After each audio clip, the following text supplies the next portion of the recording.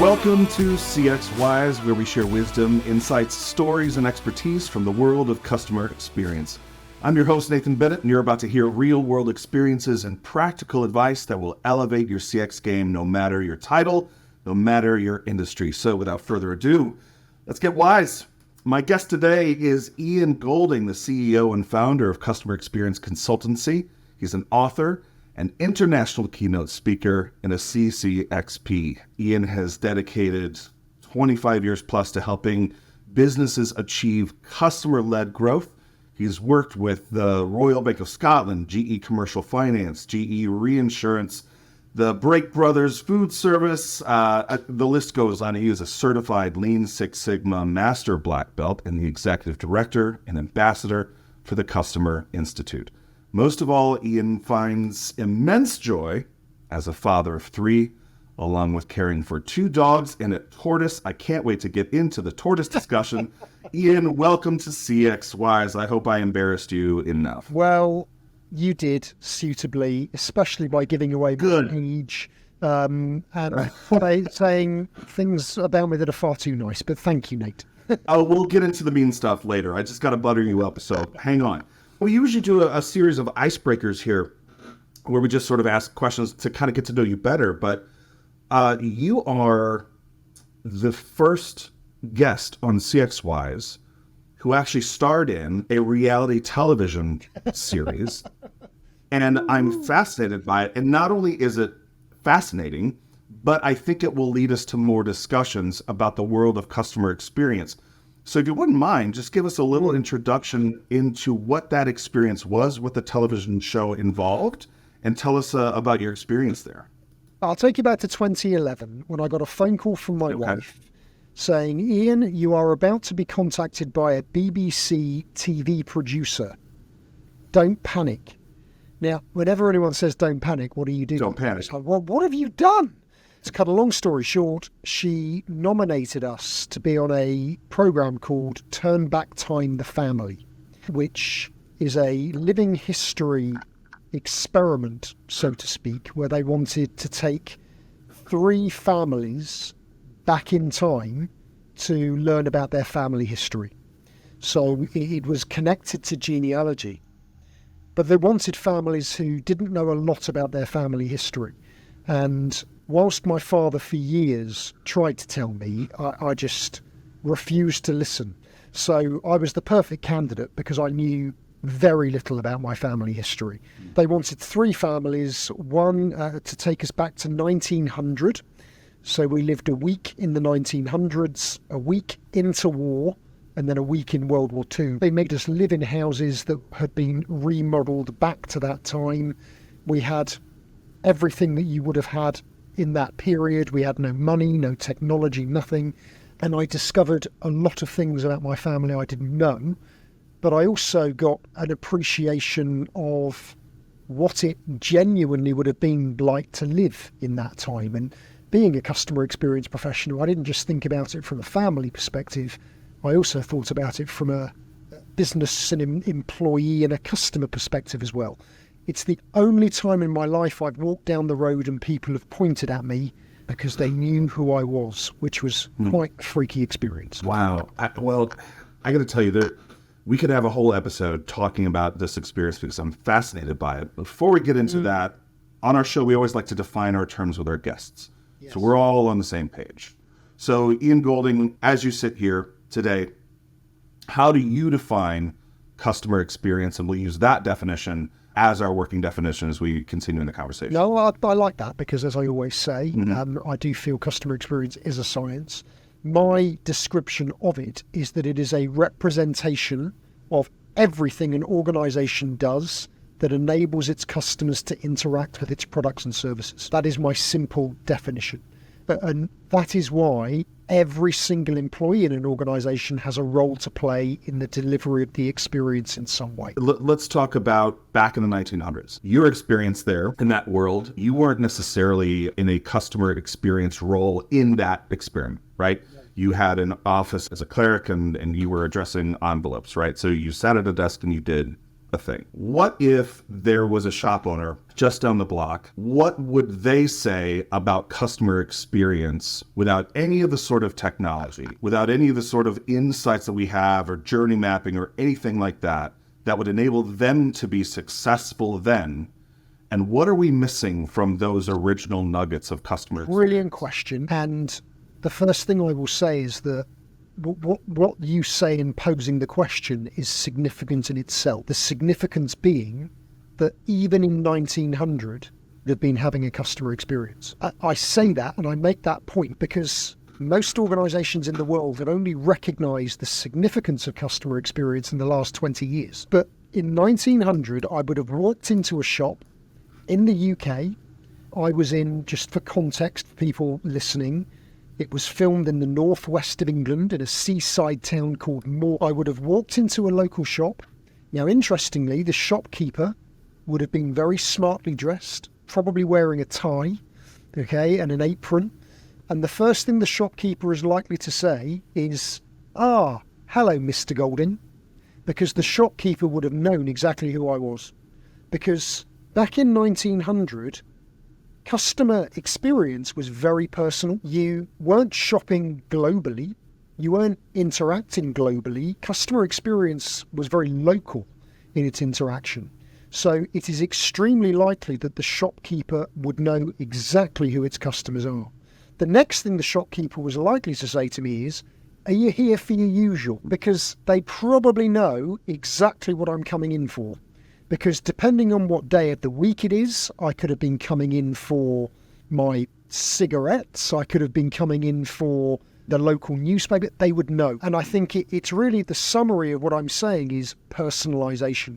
We think that personalisation is a new thing. It's been over the last 10 years. Personalisation was the thing back in the 1900s because it was essential that you had a relationship with your customers, because you needed them to keep coming back to you, and they would keep coming back to you. And that is the basis of how they sustained their businesses. So, and it's why, again, historically, it's very likely that the shopkeeper, his father would have owned the shop before him, and his father would have owned it before him. And it was just a continuation, a family line that would carry on developing the relationship with the same families decade after decade. That would have been the significant observation of the time. So there was a moment in modern history where we innately understood customer experience, what customers were to expect and how we were to represent our business to our customers. And you could argue that things were going pretty well as far as customer experience excellence. And then am I right in sort of assuming historically that at some point the things that created excellent customer experience started to slip away from our consciousness for those who were involved in customer-facing roles? When do we start devolving to the point where now we need to actually think about customer experience and invest in it? So the biggest driver of change is the desire to make more money.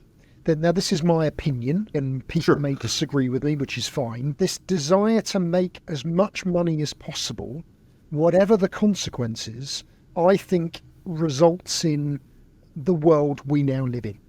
Because when you think about experiences themselves, and something I share all around the world, all experiences contain three elements to them. The functional element, which represents the product or service. The accessible element, which represents how easy is it to access that product or service. And then the emotional, how does the experience make you feel? Now, in 1900, the functional element was relatively simple for businesses to manage because there was very little choice, very little competition, coming back to the point that we weren't global, we were local. So not have had a choice but to go to my local shopkeeper. There was nowhere else to go. Whilst emotionally, that shopkeeper was giving me a great experience with personalisation, what I wasn't getting was the broad choice of products that I might have liked. So when bigger brands come along that say, well, actually, I'm now opening a grocery store around the corner and we've got multiple choices of cereal, I'm now thinking, do I let John down because I've now got a choice of things that I could buy. But actually, this grocery store is also cheaper. And so suddenly, as soon as you introduce that choice, the consumer's got a decision to make. Do I keep going where I've always gone because I've got a relationship with this person and he makes me feel special? Or is there now something else that has become more prominent in my decision making? Now, over a long period of time, as you say, the massive influx of choice, the huge reduction in price, the commoditization of much of what we consume has meant that consumer decision making is very different now to what it was in 1900. Today, differentiating on the product is almost impossible because there are very few organizations that produce something that is completely unique. Everyone has an offer of something that can compete with something else. Now, for me to only be able to go to one shop in the top of my street that's only open between certain hours, probably wouldn't have been open at the weekend in 1900. It's not as convenient as I would like it to be. You know, as the world moves on, actually, I don't want to wait until Monday morning to go and get the thing that I need. I want it now. And what bigger retailers started to offer was longer opening hours. When I was growing up, no one opened on a Sunday. Everything was closed. Now, if you don't open on a Sunday, that's bad. It's bad for business. So, you know, what we want has completely changed. What hasn't changed throughout all of this is the emotional bit. So I will always argue that the way the experience makes you feel is the only bit of the experience you remember. And I think in 1900, it would have been almost impossible to convince your grandma or grandpa to take their business elsewhere because they were emotionally connected to that shopkeeper. I believe that still to this day, that emotional connection is important because we remember three things about our experiences. We remember good things, bad things, or nothing at all. And unfortunately, because we live in this hugely commoditized world where for most organizations, it isn't about the customer experience, it's about selling as much as possible.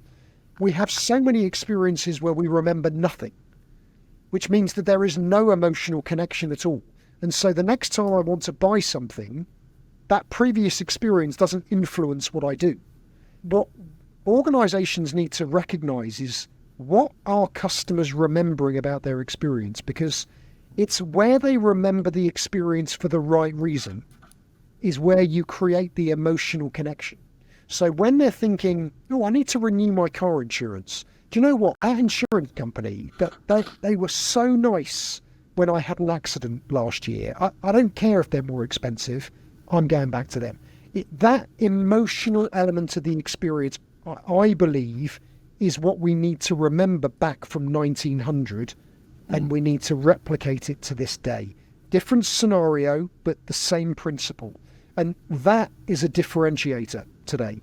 But I think in this digitally obsessed world we live in, too many actually are forgetting the significance of that human interaction and how we make people feel. I think I love how you unpack that. And I wonder if perhaps these two are intertwined, but I was thinking the proliferation of technology in how we buy and consume things. Because it seems like we started to, introduce technology and we can get our products or services into the hands of more people faster. And we forgot about the emotional connection. So things started getting colder and colder. Our options started getting broader and broader, but things got less and less human. And now it seems like, but go ahead. In relative terms, that's very new. The advancement of technology, arguably, was really early 90s onwards. So, you've got 90 years before that where the technology didn't really feature hugely in terms of the way we were able to enable interactions between organizations and consumers. That has only happened in relatively recent times. But technology is both a remarkable thing, but also a curse, because what the advancement of technology has done is make the experiences we have better to the point that we would never have conceived 30 years ago, let alone 100 years ago. I mean, it's astonishing what we can do now. The fact I can order something from Amazon now while I'm talking to you and quite probably get it delivered to my home before I get home. But whilst that advancement of technology has improved the ability of organisations to fulfill experiences, the problem with technology is the motivation for adopting it. And if an organisation's motivation is to utilise technology to eliminate human interaction so they can save money, which I believe many are making the mistake of doing, will make experiences worse. And I think for a lot of consumers today, that's what we need to be worried about. If technology is adopted specifically with the objective of improving our experience, then it will continue to make our lives easier and easier. But unfortunately, too many see technology as the answer to eliminate human interaction. I think there's an irony there too, isn't there? Because with things like ChatGPT, it's like, well, how can we enable the technology or advance the technology to become like or human-like, as opposed to centering on the human itself? Well, the thing is, do we want it to be human-like, though? Now, do businesses want it to be human-like, or do I want it to be? No, that's for sure. But this is the thing, you see, because I've argued for many years that experiences are about human-to-human interaction. Technology should be used to better enable that interaction. What I don't believe it should be used to do is to replace that human-to-human interaction. The customer will always be a human. So why is there a presumption that we want to be interacted with by something that isn't human? Arguably, there are many instances where that's okay. So if you think about the amount of time as a consumer you waste doing things with organisations that you have to interact with that you would rather not do. I will pick on the unfortunate industries of utilities, telcos. You've got a query on your bill. You don't want to talk to anyone, but you haven't got a choice. Your anxiety increases knowing you're going to have to try and deal with it. For me, if technology is used in the right way, like AI, to address things like that, I'm fine with it. If it makes my life easier so I don't have to go through 17 layers of security, speak to someone who doesn't really want to speak to me, then I am all for it. But again, it comes back to motivation. Is the motivation to utilise the technology to make my life easier? Or is the motivation behind technology to save the company money? So is it to make their lives easier? Because I know of so many instances where chatbots have been put into websites to replace the human, eliminating the choice of the customer to speak to a human, and the chatbot doesn't replicate that human emotion. What chatbots cannot have feelings. They cannot empathise. They don't experience what we experience. That massively overused phrase in business of putting yourself in the customer's shoes. A chatbot cannot put itself in your shoes because it doesn't do what we do. And I think any business that wants to completely eliminate that, I think is taking a big risk. You know, I resonate with that a lot. I struggle now on companies' websites when I just want to call somebody and I want to talk to them really quick. And I feel like I could have this situation resolved in 3 minutes once I actually talk to a person. I can't find a phone number anywhere. Yeah. It's so difficult to find a phone number now. And I know I'm dating myself a little bit. I feel like if I've got to go through this whole chatbot thing and I'm just repeating myself and I know it's not going to resolve my issue. Yes. It's so frustrating. That's like my only option. Yeah, that will then influence your ongoing relationship with that brand. Because if there's any sense for you, this is just too complicated, you'll then put in front of a competitor that is much simpler. And I think it's so important that we don't force customers down a route. Too often we force customers. You don't have a choice anymore. That's what you do. You know what? I want a choice. And if you don't give me the choice, I'm going to go somewhere where they do give me the choice. Business has to be going forward about it. In fact, it's always had to be, coming back to 1900, developing long, sustainable relationships with customers. Sustainable growth is about developing relationships with customers over time, not constantly filling the bucket. We spend so much time trying to acquire business, whatever it takes. What about developing it, keeping it, and nurturing that customer base? This is not new thinking, but why still to this day are organisations obsessing more with winning and not enough with keeping? I love that. And you, if I'm not mistaken, were one of the first person in the world to be authorized by the Customer Experience Professionals Association to teach Certified Customer Experience Professional accreditation. The only time in my life I was the first person to do something. So here's my question. What was it about you that, one, motivated you to do that? Just know how. Why did you stand out? Why were you that first person? I would say that sharing knowledge is my superpower. It's something that I didn't realise I was good at until I became a Lean Six Sigma Master Black Belt. And I think from that point on, I realised that I do have the ability to help people understand how they can turn theory into practice. And a lot of it is down to simplicity, actually. I think people radically overcomplicate methodologies, they overcomplicate their job, but they seem to have a good ability to elevate people up out of the detail so they can actually see what this really means. Now, if I then combine that, coming back to CCXP, with the fact that I'm a practitioner, I spent 17 years doing it. So I know what it feels like trying to change the mindset of a legacy organisation. So when I joined the CXPA, I was a founder member, and I was told that the intention is to develop a qualification so we can give credibility to those working in the profession, but also define the standards by which we operate. I'm like, well, this is what I've been looking for. I've had to work so hard over the years to convince people that what we do is a thing. And now finally we'll have that sort of genuine credibility. So it was a no-brainer for me. I wanted others to benefit from the things that I did, the mistakes I made, the bruises that I acquired, but I also wanted them to have everything that I learned along the way, but within the framework that professional qualification offers. Customer experience as a discipline is hard.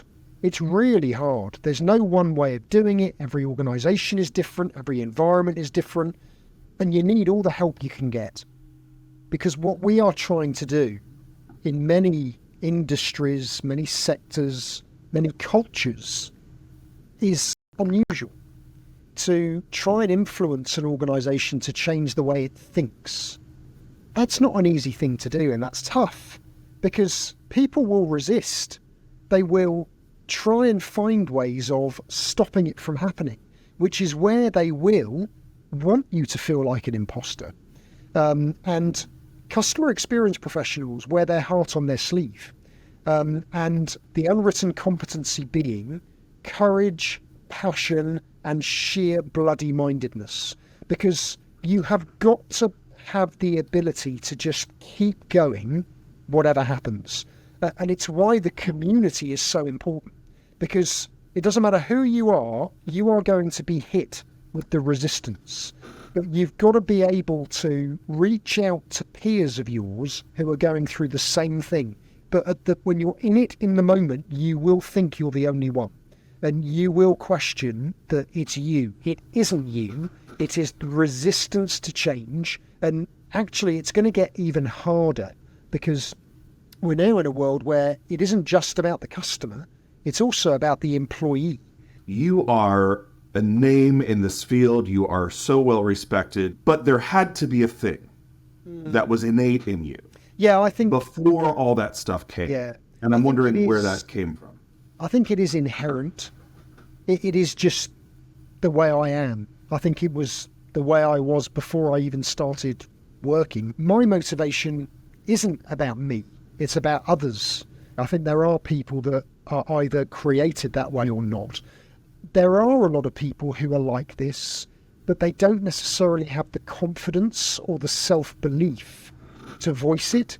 And there are lots of people like me who I think do have a responsibility to try and share knowledge with those people to give them the confidence to rise up. I think there are some amazing people on the front line globally around the world who do all of the things we've been talking about, but they're almost scared to tell anyone that they do it because they're so humble that they don't want anyone to know.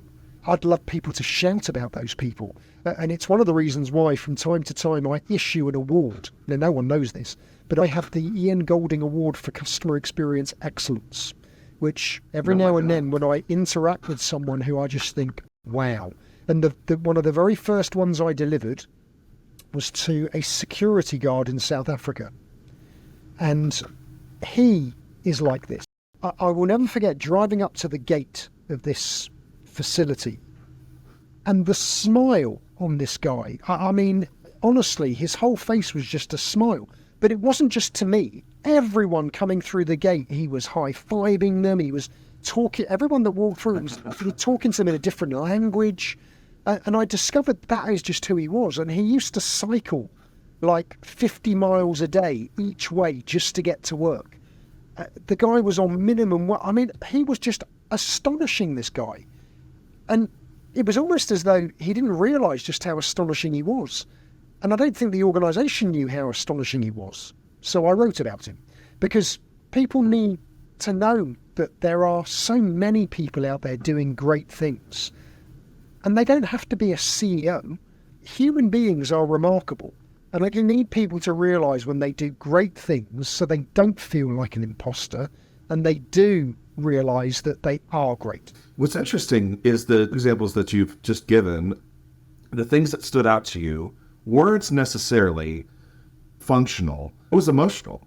Correct. Right? Correct. I mean, the expectation of what a customer needs, deserves, how to anticipate, how to create an environment to them that represents the business well. Like, what are those things in this environment that aren't working? I'm wondering what the challenges you're seeing when you go into businesses that hire you, that want your expertise. Are you seeing commonalities in organizations across the board that you're saying, like, they're just not understanding, and you're seeing that happening more often than not in businesses that you help? Yes, there are commonalities, and it is industry agnostic and to a degree geographically agnostic as well. And unfortunately, it's more to do with corporate politics than anything else. So the fact that we live in a hugely siloed world is incredibly consistent. Organisations not working together, but working against each other. The amount of times I hear sales and operations don't like each other is quite shocking. The lack of accountability for customer experience is remarkable. I do feel, based on what I see, that leadership has weakened over the last 10 years or so, probably because of the increased focus on making numbers. There is now less of a focus on how the business should be managed effectively to enable those numbers to happen. It's more just do the task you've been told and make the numbers whatever happens. That is a hugely consistent theme. The need for simplification is huge. I have found myself in the last 3 years using the term time and motion study more than I have in the previous 20 years. The amount of time people waste on unnecessary things is really quite astonishing. But in addition to that, as I say, the capability to change things has gone. In the 90s, organisations were able to drive change. Methodologies like Six Sigma and Lean were commonplace driving out ineffective it's gone. It's almost like we have said, you know what, all of that stuff was nice, but we need to make the numbers. Forget about that, just sell. So I think, are now unfortunately living in a hugely inefficient world from a business perspective. Inefficiency and bureaucracy is the killer of business. But the irony of all of this is that is where the money is being wasted. These businesses want to become more profitable, but they're banging on about sales, where actually if they can eliminate unnecessary cost, their numbers will go up. It's consistent everywhere I go. How do you convince these business leaders, the folks that are making decisions at the top, that the problem must be solved?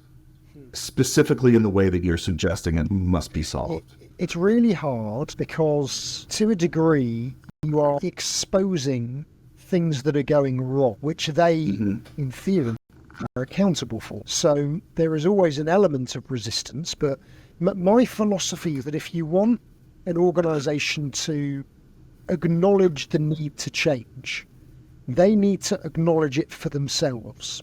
What I mean by that is, if I as an independent consultant come in and tell them, it doesn't work.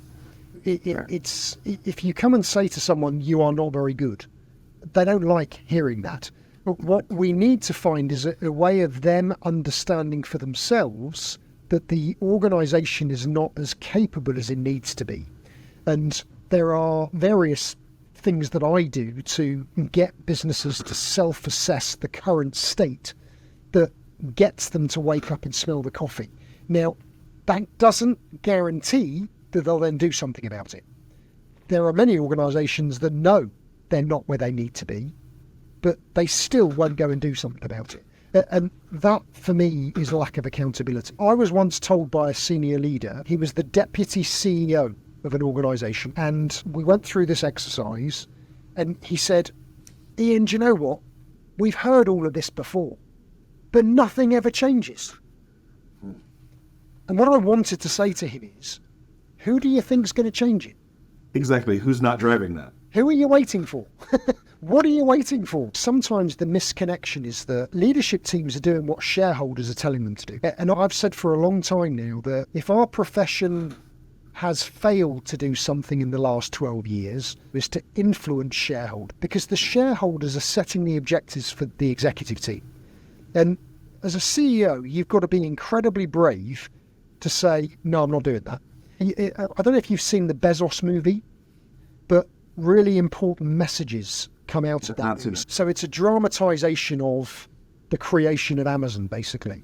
And what's really interesting is it really brings to life how courageous Jeff Bezos was, but it was his idea.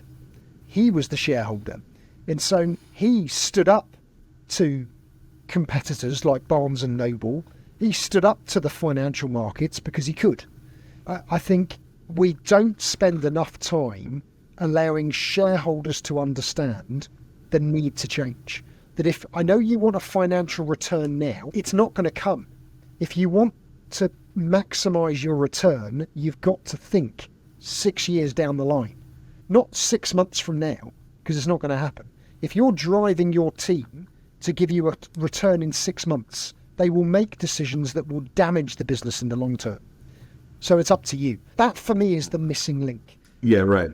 I would be remiss if I didn't mention your book, whose title I absolutely love and would like your insight on the title itself.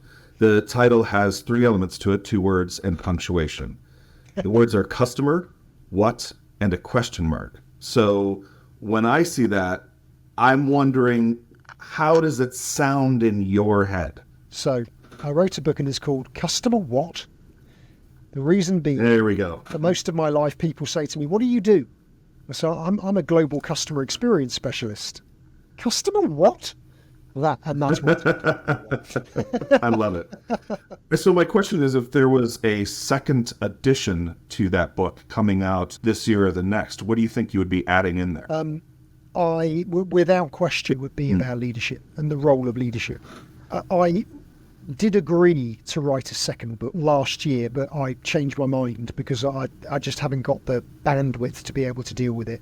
Well, until that time, we here at CXWise, like to distribute and spread knowledge and experience as well.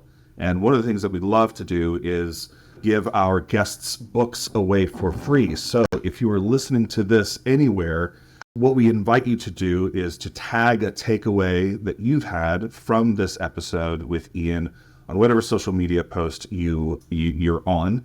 Tag it with the hashtag CXWise. Tell us what you gleaned from this episode, and we'll send you a copy of Ian's book, Customer What. My last question, and perhaps this could have been the right answer to my previous question about what are you going to add in the second edition, is what I learned about CX from my tortoise, Chester. What I have learned from Chester the tortoise, who is almost 21 years old. A lot of wisdom there. A lot of wisdom. Is that in life, not everyone is going to like you, okay? That's the reality.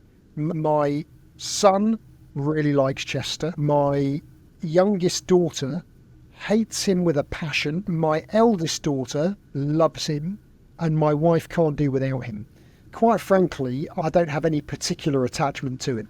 And I think the learnings is that you can't please everyone. And if you try to please everyone, you're just going to fail. So as a business, if you try to make every customer happy, it's not going to work. As an employee, it's the same thing. Focus on doing what you can for the people that you know like what you do as well as possible. That's what Chester's taught me. What a way to stick the landing of this podcast. Thank you so much, Ian Golding, for making us all CX wiser. Please keep doing what you're doing. It's such a pleasure, Nate. Lovely to speak to you.